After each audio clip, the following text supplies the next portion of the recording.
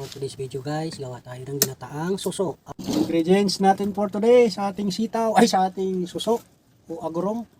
Sitaw, kalabasa, sili, sibuyas, luya, tsaka ito, charan.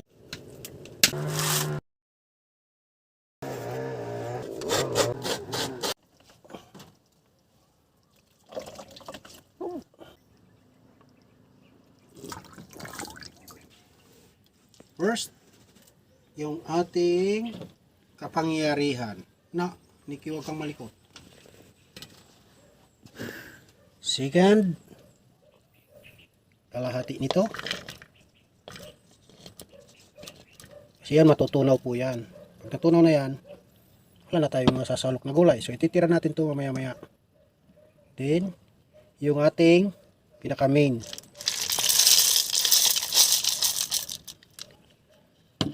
Yung ating mga pangsahog. Sibuyas, bawang, sibuyas, bawang, sibuyas. With luya, sili, yan na lahat. Tsaka, yung ating sitaw.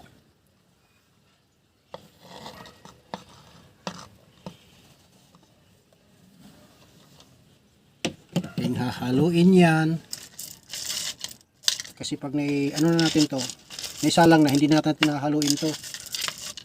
Kung ano yung hitsura, yun na talaga yun. Lagay natin yung ating petch pamin.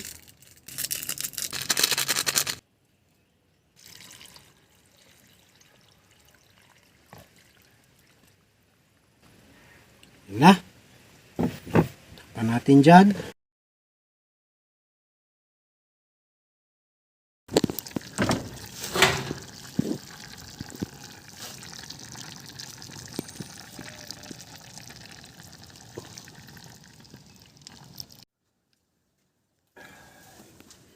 Ito na yung ating ginataang suso or agurong.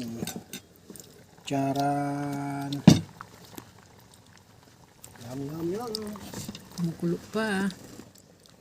Kumukulo pa. Nasa lamisa na. Ayan o guys. Kahit anong gawin ko, talagang kumukulo pa siya. So hanapin na natin yung atay. Dito na yung atay. Nakuha ko na yung isa. Yung pangalawang atay. So, alam nyo na kung ano ibig sabihin yan guys. May kasamang bagoong appetizer.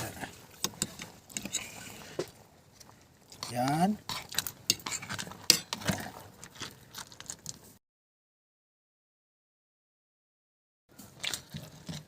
Kumukulo pa rin.